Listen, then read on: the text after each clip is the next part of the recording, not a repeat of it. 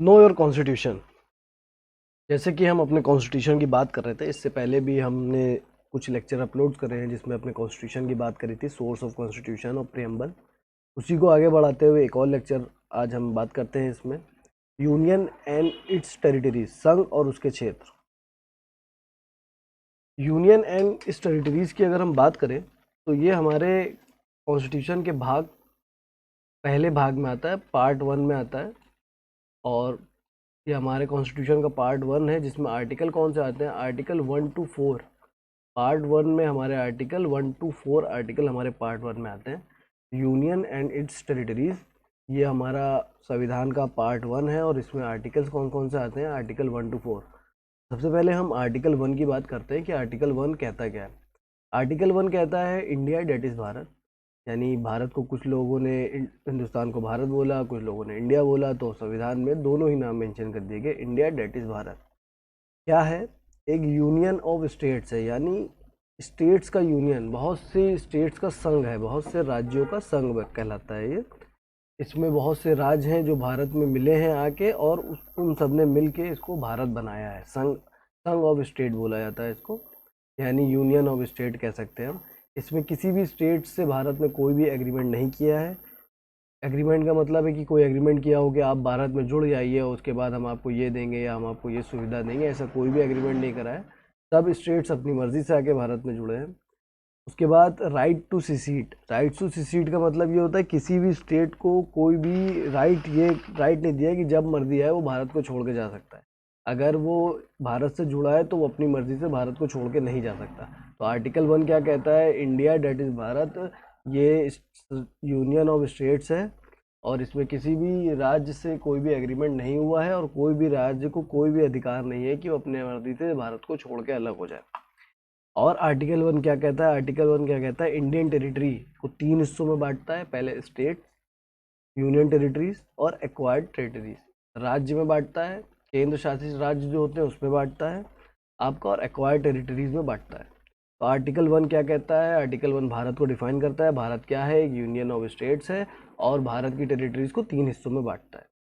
Article 2, article 2 की बात करते हैं। आर्टिकल 2 हमारे पार्लियामेंट को पावर देता है। क्या पावर देता है कि टू एडमिट न्यू स्टेट्स, यानी कि कहने का मतलब है नए राज्य को भारत में लाए या नए राज्य को स्थापित करे भारत में। लेकिन ये आर्टिकल 2 पार्लियामेंट्स को पावर सिर्फ उस केस में देता है जब ये बात फॉरेन टेरिटरीज की हो रही हो, यानी भारत से बाहर की टेरिटरी की बात हो रही है, जो फॉरेन टेरिटरी की बात हो रही है, उसमें आर्टिकल 2 पार्लियामेंट को पावर देता है कि वो नए राज्य बनाए या नए राज्य को भारत में मिलाए। इसका एग्जाम्पल आपको मैं बताता हूँ, इसका एग्जाम्पल है सिक्किम। सिक्किम पहले भारत का हिस्सा नहीं हुआ करता था, वो फॉरेन टेरिटरी था, उसको फिर भारत में मिलाया गया सिक्किम को। सिक्किम आपका आर्टिकल 2 के तहत भारत में मिलाया गया। नेक्स्ट आर्टिकल की तरफ चलते हैं, आर्टिकल 3। आर्टिकल 3 और आर्टिकल 2 दोनों सेम है, दोनों में समानताएं हैं।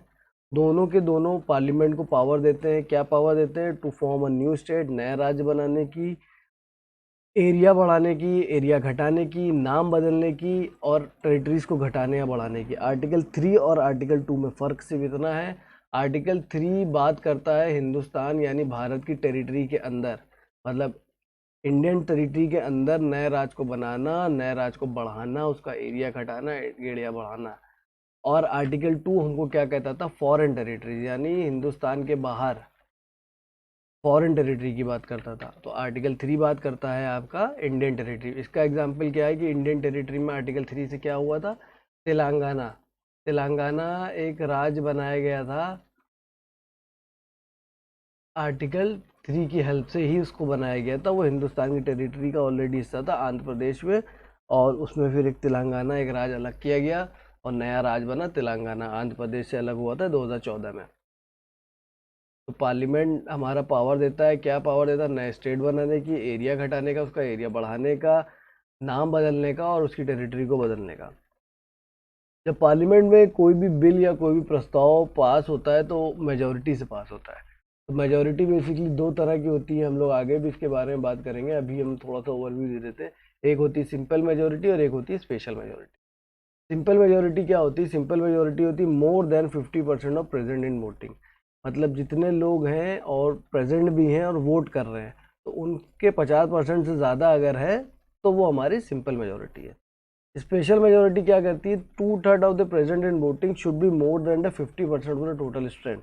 मतलब 2/3 ऑफ प्रेजेंट इन वोटिंग ज़्यादा होना चाहिए किससे, 50% स्ट्रेंथ से, टोटल स्ट्रेंथ से। एक एग्जांपल लेते हैं इस केस में, बताते हैं, सही से समझते हैं स्पेशल मेजोरिटी क्या है। मान लेते हैं टोटल स्ट्रेंथ है हमारी 100, ठीक है, टोटल स्ट्रेंथ हमारी 100 है, जिसमें से प्रेजेंट कितने हैं हमारे, 80 प्रेजेंट है, 80 लोग प्रेजेंट हैं, और जिसमें से वोट कितने लोग दे रहे हैं, 60 लोग वोट दे रहे हैं, 60 ये प्रेजेंट भी हैं और ये वोट दे रहे हैं। तो क्या कह रहा है, 2/3 ऑफ प्रेजेंट इन वोटिंग, यानी 2/3 ऑफ प्रेजेंट इन वोटिंग कितने हो गए, 60, ये प्रेजेंट भी हैं और वोट भी दे रहे हैं।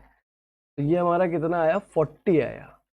तो यानी ये आया 40, तो कह रहा है should be more than 50% of the total strength. तो ये आया 40 और 50% ऑफ द टोटल स्ट्रेंथ कितना हो गया, 50।